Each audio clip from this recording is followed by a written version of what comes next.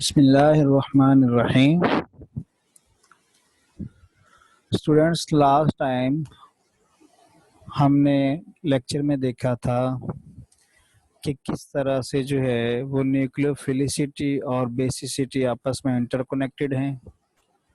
दूसरी बात हमने ये देखी थी कि स्ट्रॉन्ग न्यूक्लियोफाइल जो है वो कौन सा होता है, वीक न्यूक्लियोफाइल कौन सा होता है। उसमें हमने नेगेटिव चार्ज को जो है वो एज ए मेन फैक्टर के तौर पर डिस्कस किया था। उसके बाद हमने जो लास्ट में देखा था वो था साइज, कि अगर मॉलिक्यूल का या न्यूक्लियोफाइल का साइज जो है वो ग्रेटर है तो उसकी न्यूक्लियोफिलिसिटी जो है वो क्या होती है, ज़्यादा होती है as compare to the smaller one. आज हम लास्ट फैक्टर जो है वो डिस्कस करने जा रहे हैं और वो है effect of solvent on a nucleophilicity. तो स्टार्ट करते हैं। If the reaction is carried out in an aprotic polar solvent। अब यहाँ पर जो है वो टर्मिनोलॉजी यूज की गई है एप्रोटिक सॉल्वेंट की। सबसे पहले हम देखेंगे कि सॉल्वेंट्स जो होते हैं बेटा, कॉमनली हम उनको टू कैटेगरीज में जो है वो डिफाइन करते हैं on the basis of proton. एक होता है प्रोटिक सॉल्वेंट और दूसरा होता है एप्रोटिक सॉल्वेंट। तो नाम से ही ज़ाहिर है प्रोटिक सॉल्वेंट उस सॉल्वेंट को कहते हैं जिसमें प्रोटॉन जो होता है वो मौजूद होता है, और एप्रोटिक सॉल्वेंट जो है उस सॉल्वेंट को कहते हैं जिसमें प्रोटॉन जो होता है वो मौजूद नहीं होता।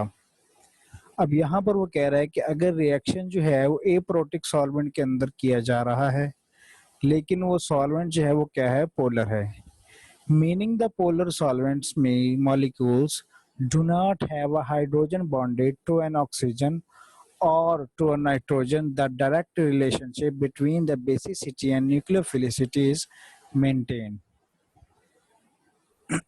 अब यहाँ पर जो है वो वही बात कर रहा है कि एप्रोटिक सॉल्वेंट का मतलब ये है कि हाइड्रोजन जो है वो डायरेक्टली अटैच नहीं है किसी भी हाईली इलेक्ट्रोनेगेटिव एटम के साथ, जिनमें से यहाँ पर उसने दो डिस्कस किए हैं। उनमें से एक ऑक्सीजन है और दूसरा है नाइट्रोजन। अगर ऐसी कंडीशन है तो फिर वो कहता है कि अगर रिएक्शन प्रोसीड करवाया जा रहा है एप्रोटिक सॉल्वेंट के अंदर जिसमें हाइड्रोजन जो है वो किसी भी हाईली इलेक्ट्रोनेगेटिव एटम के साथ अटैच नहीं है, तो फिर क्या होगा, the strongest the bases are still the best nucleophile. तो यहाँ पर वो कहता है कि जो स्ट्रॉन्गेस्ट न्यूक्लियोफाइल होगा, सॉरी, जो स्ट्रॉन्गेस्ट बेस होगा वो ही क्या होगा, बेस्ट न्यूक्लियोफाइल होगा। इसका मतलब ये है कि जितना स्ट्रॉन्गर बेस होगा, ठीक है, उतना ही वो स्ट्रॉन्गर क्या होगा, न्यूक्लियोफाइल होगा। In other words, the greater the polarisability of the larger atoms does not make up for their decrease basicity. तो यहाँ पर वो कहता है कि अगर पोलराइजेबिलिटी जो है वो साइज बेशक उसका लार्ज है किसी भी न्यूक्लियोफाइल का, तो वो जो है वो does not make up of for their decrease basicity, तो वो उनकी बेसिसिटी जो है वो डिक्रीज नहीं करता। Therefore iodide ion the weakest base, ठीक है, आयोडाइड आयन जो है वो क्या होगा, वो वीकेस्ट बेस होगा, इज द पोरेस्ट न्यूक्लियोफाइल। तो वो हम उसे क्या कहेंगे कि ये पोरेस्ट न्यूक्लियोफाइल है of the halide ions in aprotic polar solvents. यानी एप्रोटिक पोलर सॉल्वेंट के अंदर जो है वो यहाँ पर दो असल में फैक्टर्स जो है वो डिस्क्राइब हो रहे हैं। पहला फैक्टर जो है वो बेसिसिटी का है, दूसरा जो है वो न्यूक्लियोफिलिसिटी का है। तो वो कहता है कि अगर हमारे पास एप्रोटिक सॉल्वेंट जो है वो मौजूद है, उसके अंदर रिएक्शन जो है वो परफॉर्म करवाया जा रहा है, तो क्या होगा कि साइज जो है फिर वो मैटर नहीं करेगा, ठीक है, साइज मैटर नहीं करेगा। साइज वाला जो फैक्टर है हम उसको क्या करेंगे, उसको एक्सक्लूड कर देंगे। तो जब हम साइज को एक्सक्लूड करेंगे तो हमारे पास फिर बाकी क्या बचेगा, फिर हमारे पास इलेक्ट्रोनेगेटिविटी वाला फैक्टर जो है वो बच जाएगा। ठीक है, तो यहाँ पर हम देखते हैं जब साइज वाला फैक्टर जो है वो निकाल दिया जाएगा तो आयोडाइड आयन जो है वो क्या हो जाएगा, फिर वीकेस्ट न्यूक्लियोफाइल हो जाएगा, और फिर जो फ्लोरीन होगा जिसकी इलेक्ट्रोनेगेटिविटी सबसे ज्यादा है वो फिर क्या हो जाएगा, स्ट्रॉन्गर न्यूक्लियोफाइल। इसका मतलब ये है कि अगर हमारे पास दो ऐसे एटम या न्यूक्लियोफाइल मौजूद हैं जिनमें एक का साइज बड़ा है और एक का छोटा है, ठीक है, तो ए प्रोटिक सॉल्वेंट के अंदर जो लार्जर साइज वाला है उसकी पोलराइजेबिलिटी इफेक्ट को क्या करेंगे, हम कैंसिल आउट कर देंगे।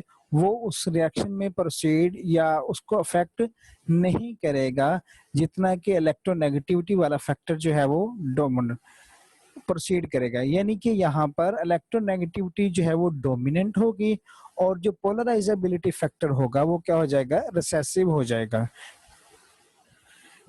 If however the reaction is carried out in a protic polar solvent, अगर वही रिएक्शन जो है वो प्रोटिक पोलर सॉल्वेंट के अंदर करवाया जाएगा, meaning the polar solvent molecules having a hydrogen bonded to an oxygen और नाइट्रोजन एटम, तो फिर क्या होगा, यानी कि ए प्रोटिक सॉल्वेंट में क्या है कि हाइड्रोजन जो है वो अटैच है किसके साथ, हाईली इलेक्ट्रोनेगेटिव एटम के साथ, तो फिर क्या होगा, the relationship between basicity and nucleophilicity becomes inverted। तो उनका जो आपस का इंटरकनेक्शन होगा वो क्या हो जाएगा, इनवर्स हो जाएगा। इसका मतलब क्या है कि वो जो स्ट्रॉन्गर बेस है वो फिर क्या हो जाएगा, पुअर न्यूक्लियोफाइल हो जाएगा, और जो पुअर न्यूक्लियोफाइल है वो क्या हो जाएगा, स्ट्रॉन्गर न्यूक्लियोफाइल हो, सॉरी, जो पुअर बेस होगा वो क्या हो जाएगा, स्ट्रॉन्गर न्यूक्लियोफाइल हो जाएगा। तो फर्स्ट केस में अगर ए प्रोटिक सॉल्वेंट है तो बेसिसिटी और न्यूक्लियोफिलिसिटी का डायरेक्ट रिलेशन है। अगर हमारे पास रिएक्शन जो है वो प्रोटिक सॉल्वेंट के अंदर करवाया जा रहा है या पोलर सॉल्वेंट प्रोटिक के अंदर करवाया जा रहा है, तो फिर जो है वो बेसिसिटी और न्यूक्लियोफिलिसिटी का रिएक्शन जो है, सॉरी, जो इन आपस का जो लिंक है वो क्या हो जाता है, इनवर्स हो जाता है। वो एक दूसरे से इनवर्सली रिलेट करते हैं। फिर the largest the atom, the most polarizable one, is the best nucleophile even though it is the weakest base. Therefore, iodide ion, the weakest base, is the best nucleophile of the halide ion in a protic-polar solvent। ठीक है, तो फिर basicity और nucleophilicity आप देख रहे हैं कि वो क्या हो चुकी है, इनवर्स हो चुकी है।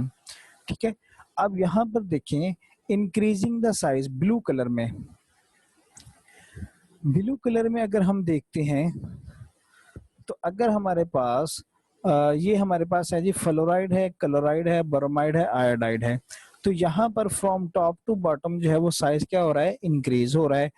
इंक्रीजिंग द बेसिसिटी, तो बेसिसिटी जो है वो क्या हो रही है, इसके इनवर्स जा रही है, यानी कि आयोडाइड जो होगा वो सबसे वीकेस्ट बेस होगा, ब्रोमाइड जो होगा वो उससे स्ट्रॉन्गर होगा, क्लोराइड उससे स्ट्रॉन्गर बेस होगा, और फ्लोराइड जो है वो सबसे स्ट्रॉन्गेस्ट बेस होगा। थर्ड एरो जो है वो क्या शो कर रहा है, वो न्यूक्लियोफिलिसिटी को शो कर रहा है, increasing the nucleophilicity in A protic polar solvent के अंदर। तो ये जो ग्रीन एरो है ये रिप्रेजेंट करता है ए प्रोटिक सॉल्वेंट के अंदर रिएक्शन को। तो ए प्रोटिक सॉल्वेंट के अंदर जो है वो बेसिसिटी जो होती है वो न्यूक्लियोफिलिसिटी के क्या होती है, डायरेक्टली लिंक होती है। इसी वजह से आप देख सकते हैं कि बेसिसिटी भी फ्रॉम बॉटम टू टॉप वो इंक्रीज हो रही है, तो न्यूक्लियोफिलिसिटी भी जो है वो ए प्रोटिक सॉल्वेंट के अंदर फ्रॉम बॉटम टू टॉप क्या हो रही है, इंक्रीज हो रही है। फोर्थ कंडीशन के अंदर वो क्या कह रहा है, increasing the nucleophilicity in a protic polar solvent. अगर हमारे पास प्रोटिक पोलर सॉल्वेंट मौजूद है तो तब क्या होता है, तब जो है वो न्यूक्लियोफिलिसिटी जो है वो क्या करती है, इनवर्स हो जाती है। ठीक है, किसके इनवर्स हो जाती है, बेसिसिटी के। क्यों, क्योंकि हमारे पास पोलर सॉल्वेंट मौजूद है, तो न्यूक्लियोफिलिसिटी जो है फिर क्या हो जाएगी, इनवर्स हो जाएगी। ठीक है, फ्रॉम टॉप टू बॉटम जो है वो क्या होगी, इंक्रीज होगी। ठीक है, फ्लोराइड फिर क्या होगा, सबसे weaker base, sorry weaker nucleophile होगा, क्लोराइड उससे वीकर होगा, ब्रोमाइड उससे वीक, सॉरी उससे स्ट्रॉन्गर होगा, ब्रोमाइड उससे स्ट्रॉन्गर होगा, और आयोडीन जो है वो सबसे स्ट्रॉन्गेस्ट न्यूक्लियोफाइल जो है वो के तौर पे एक्ट करेगा। तो इस डायग्राम से हमें नजर आ रहा है कि साइज बढ़ रहा है। सेकेंड एरो शो कर क्या कर रहा है कि basicity from bottom to top increase कर रही है। जब ए प्रोटिक सॉल्वेंट होगा तो न्यूक्लियोफिलिसिटी भी क्या करेगी, इंक्रीज करेगी फ्रॉम बॉटम टू टॉप। लेकिन जब प्रोटिक सॉल्वेंट आता है तो न्यूक्लियोफिलिसिटी क्या हो जाती है, बेसिसिटी के इनवर्स हो जाती है। ये आप सेकेंड और फोर्थ एरो को देख सकते हैं। Nucleophilicity affected by the solvent, किस तरह से जो है वो न्यूक्लियोफिलिसिटी को सॉल्वेंट इफेक्ट करता है। Protic solvents are hydrogen bonded donors. Understood बात है, जो प्रोटिक सॉल्वेंट होगा उसमें हाइड्रोजन जो है वो मौजूद होगा, लिहाजा वो डोनेट करेगा। Therefore when a negatively charged species is placed in a protic solvent, जब एक negatively charge species protic solvent के अंदर रखी जाती है, the solvent molecules arrange themselves with their partially positively charged hydrogens pointing toward the negatively charged species। तो solvent के molecule जो हैं वो अपने आप को इस तरह से अरेंज करते हैं उस नेगेटिवली चार्ज स्पीशीज के अंदर, ठीक है, के अराउंड के प्रोटिक सॉल्वेंट का जो हाइड्रोजन होता है पार्शियली पॉजिटिव चार्ज होता है, वो क्या करता है, वो उनको घेर लेता है, किसको, जो हमने negatively charge species protic solvent के अंदर रखी है। The interaction between the ion and the dipole of the protic solvent is called an ion dipole interaction. तो उसे हम क्या कहते हैं, आयन डायपोल इंटरेक्शन कहते हैं। क्यों? क्योंकि हमारे पास एक नेगेटिवली चार्ज स्पीशीज है और दूसरा जो है वो क्या है, पोलर सॉल्वेंट है। तो इनके दरमियान जो इंटरेक्शन होती है उसे क्या कहते हैं, आयन डायपोल इंटरेक्शन कहते हैं। Nucleophilicity affected by the solvent, तो यहाँ पर देखें, यहाँ पर हमारे पास दो जो है वो यहाँ पर हमारे पास दो ऐसे न्यूक्लियोफाइल दिए गए हैं जिनके ऊपर क्या है, नेगेटिव चार्ज है। तो अब फ्लोराइड के केस में देखें तो फ्लोराइड यहाँ पर जब हमने प्रोटिक सॉल्वेंट के अंदर डाला, ठीक है, तो प्रोटिक सॉल्वेंट्स में डालने से क्या होगा, ये है देखें, ये हाइड्रोजन जो है वो अपने आप को क्या करेगा, फ्लोराइड के साथ क्या करेगा, अरेंज करवा लेगा। अब ये जो है हाइड्रोजन ऑक्सीजन के साथ अटैच है, ऑक्सीजन इज इलेक्ट्रोनेगेटिव एलिमेंट, तो यहाँ पर पार्शियल पॉजिटिव चार्ज आ जाएगा, तो पॉजिटिव और नेगेटिव में क्या हो जाएगी, इंटरेक्शन होगी। तो इस तरह से प्रोटिक सॉल्वेंट के, सॉल्वेंट हमारा कौन सा है, मेथनॉल, जो कि प्रोटिक भी है और पोलर भी है। तो इस तरह से जो है वो नेगेटिवली चार्ज आयन और पार्शियली पॉजिटिवली चार्ज हाइड्रोजन के दरमियान क्या होती हैं, इंटरेक्शन पैदा होती है। जब अब यहाँ पर हम देख सकते हैं कि इस पे जो पार्शियली पॉजिटिव चार्ज होता है वो स्ट्रॉन्ग होता है। क्यों? क्योंकि ये अटैच है किसके साथ, इलेक्ट्रोनेगेटिव एटम के साथ। यहाँ पर नेगेटिव चार्ज स्ट्रॉन्ग है, तो फिर जब चार्जेस स्ट्रॉन्ग होंगे तो इनके दरमियान जो इंटरेक्शंस हैं वो भी क्या होंगी, स्ट्रॉन्ग होंगी। तो यहाँ पर क्या होंगे, स्ट्रॉन्ग आयन डायपोल इंटरेक्शन। जब strong ion dipole interaction develop होंगी तो इसे रिएक्शन करने से क्या कर लिया जाएगा, रोक दिया जाएगा। जब ये रिएक्शन करने से रुक जाएगा या इसको रोक दिया जाएगा तो ये फिर क्या हो जाएगा, वीक हो जाएगा, ठीक है, as compare to the iodine.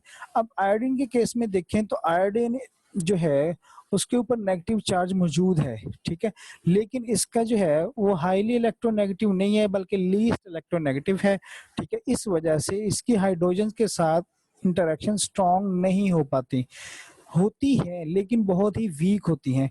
तो जब इसकी इंटरेक्शन जो है वो क्या होंगी, वीक हो जाएंगी, वीक होंगी, तो फिर ये आसानी से क्या करेगा, अटैक करने की कैपेबिलिटी रखेगा। तो फिर यहाँ पर इन दोनों केस में हमने देखा कि फ्लोराइड आयन को रोक दिया गया है स्ट्रॉन्ग इंटरेक्शंस की वजह से, आयन डायपोल इंटरेक्शन की वजह से अटैक करने से, लेकिन यहाँ पर वीक इंटरेक्शन की वजह से आयोडीन जो है वो क्या कर सकता है, आसानी से अटैक कर सकता है, वीक आयन डायपोल इंटरेक्शन। तो इस तरह से जो है वो न्यूक्लियोफिलिसिटी जो है वो क्या हो जाती है, डिक्रीज हो जाती है या इनवर्स हो जाती है, किसके, बेसिसिटी के। Because the solvent shields the nucleophile, solvent molecule जो है वो क्या करता है, शील्ड कर लेता है, यानी कि एक शील्ड पैदा कर लेता है उसके अराउंड, ठीक है। at least one of the ion dipole interaction must be broken before the nucleophile can participate in an SN2 reaction। तो यहाँ पर जो है वो कहता है कम से कम एक साइड से एक इंटरेक्शन को जो है वो तोड़ना लाजिम है ताकि ये SN2 रिएक्शन में पार्टिसिपेट कर सके और इलेक्ट्रॉन डेफिशिएंट कार्बन के ऊपर क्या कर सके, अटैक कर सके।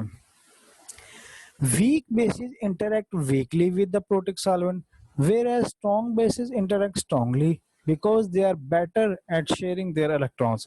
तो यहाँ पर जो है वो हम देख सकते हैं कि यहाँ पर इन दोनों में वीक बेस कौन सा है, आयोडाइड है। तो आयोडाइड की इंटरेक्शन जो होगी वो क्या होगी, वीक होगी, तो इसलिए इनको तोड़ना क्या होगा, आसान होगा, और फिर अटैक करना क्या होगा इनके लिए इजी हो जाएगा। लेकिन यहाँ पर इंटरेक्शन जो है वो क्या है, स्ट्रॉन्ग है, इस वजह से इन इंटरेक्शंस को तोड़ना मुश्किल होता है, लिहाजा रिएक्शन करना भी या अटैक करना भी क्या हो जाता है इनके लिए मुश्किल हो जाता है। It is easier therefore to break the ion dipole interactions between an iodide ion, a weak base, and the solvent than between a fluoride ion and the solvent। तो यहाँ पर वो कह रहा है कि यहाँ पर हमारे लिए इजी है कि हम आयोडाइड आयन की और पोलर सॉल्वेंट की क्या कर सके, इंटरेक्शन को तोड़ सकते हैं। जब आसानी से तोड़ सकते हैं तो ये आसानी से अटैक कर सकता है as compare to the this one, क्योंकि इसमें स्ट्रॉन्ग इंटरेक्शंस हैं तो इनको तोड़ना क्या है, मुश्किल है। In a protic solvent, therefore, an iodide ion, even though it is a weaker base, is a better nucleophile than a fluoride one। तो हम कहते हैं कि इसी तरह से जो है बेसिसिटी न्यूक्लियोफिलिसिटी की क्या हो जाती है, इनवर्स हो जाती है, कि उसको जो है वो प्रोटिक सॉल्वेंट घेर लेता है, इस वजह से उसका अटैक कर क्या है, रोक दिया जाता है, शील्ड कर दिया जाता है। Nucleophilicity affected by the solvent, increasing the nucleophilicity.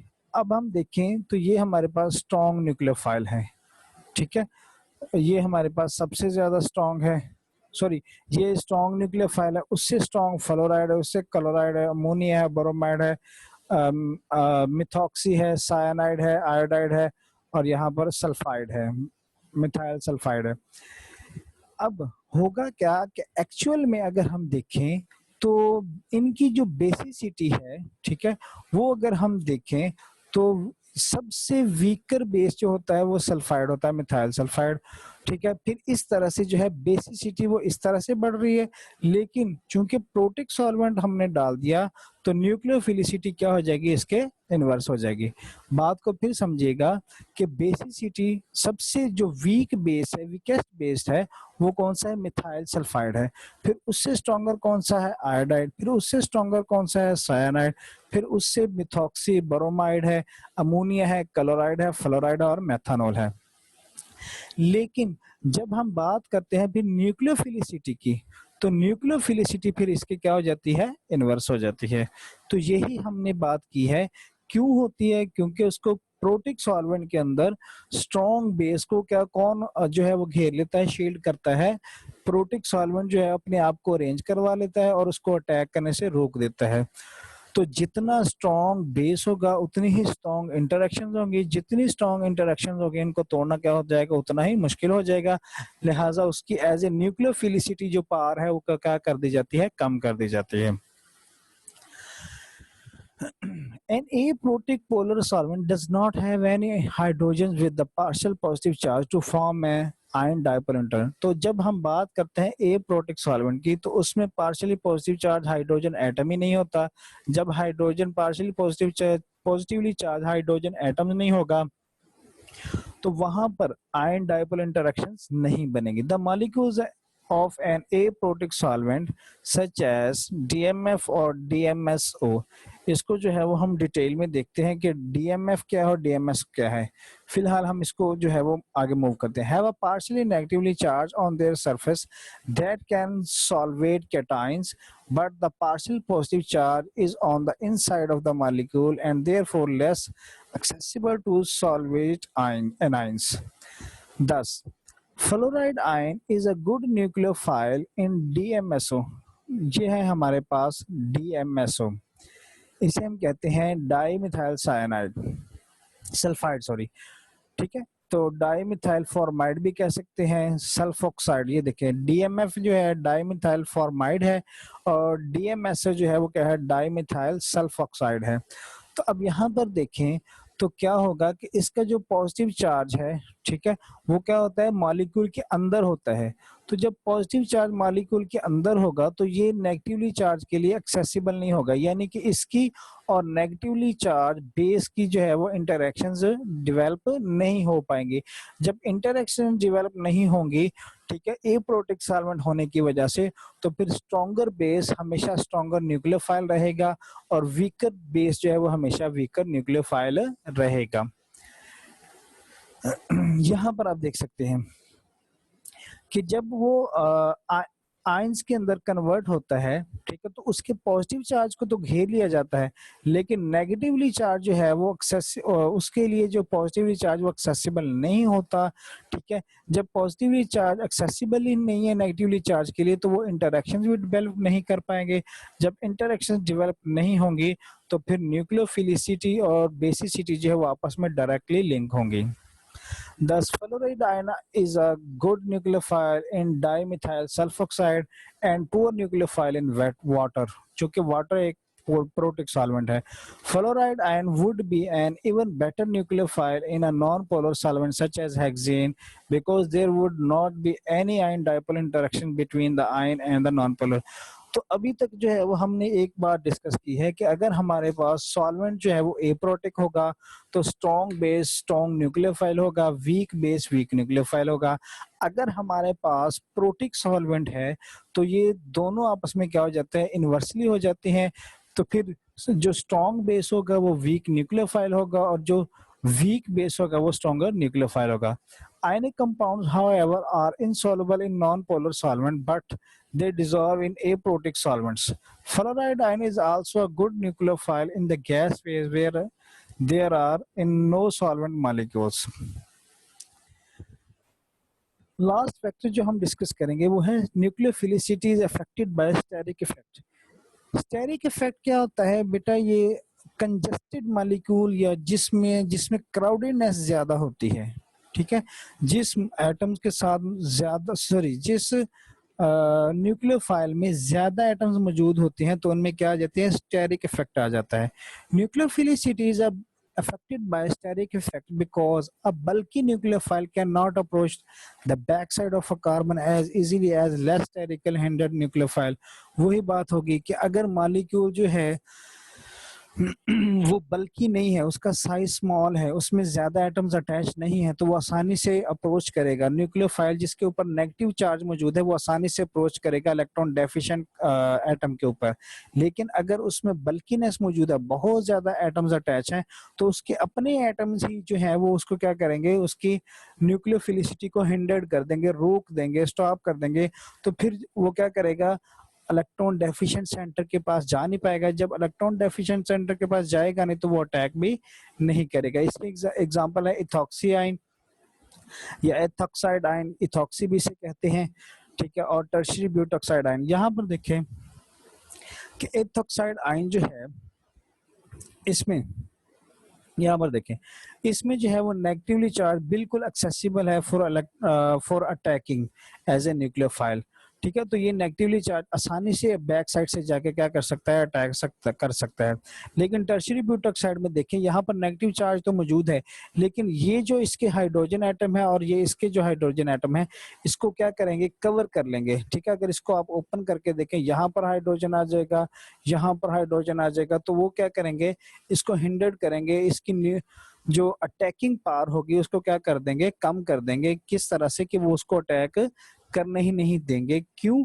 क्योंकि इसका जो नेगेटिव चार्ज होता है वो एक्सेसिबल नहीं है फॉर अटैक। बात समझ आ रही है? क्योंकि क्राउडेडनेस ज्यादा है, ज्यादा एटम्स अटैच हैं, तो इसको वो कवर कर लेंगे जिसकी वजह से ये उसको अटैक करने नहीं देते। तो ये इसकी एग्जांपल है। Tertiary butoxide, therefore tertiary butoxide ion with its 3-methyl group is a poorer nucleophile than the ethoxide ion. Even though tertiary butoxide is a stronger base, pKa of tertiary butanol is 18 than the ethoxide ion pKa of ethanol is 16। तो यहाँ पर आप देख सकते हैं कि ये negatively charge क्या है, एक्सेसिबल है, ठीक है, ये आसानी से अटैक कर सकता है, लेकिन यहाँ पर जो नेगेटिव चार्ज है उसको कवर किया हुआ है लार्ज एटम्स से। तो जब लार्ज एटम जो है वो उसको कवर करते हैं तो इसे क्या कहते हैं, स्टेरिक इफेक्ट कहते हैं। तो ये नेगेटिवली चार्ज जो है वो इतनी आसानी से अटैक नहीं कर पाता। उम्मीद है आज का आपको लेक्चर जो है वो समझ आया होगा। ठीक है, आज हमने जो है वो डिटेल में फैक्टर्स जितने भी थे वो डिस्कस कर लिए हैं। इंशाल्लाह नेक्स्ट टाइम जो है वो हम SN2 रिएक्शन जो है वो हमारा कंप्लीट हो चुका है। नेक्स्ट टाइम इंशाल्लाह हमारा जो लेक्चर होगा वो SN1 रिएक्शन पे होगा। अल्लाह हाफिज।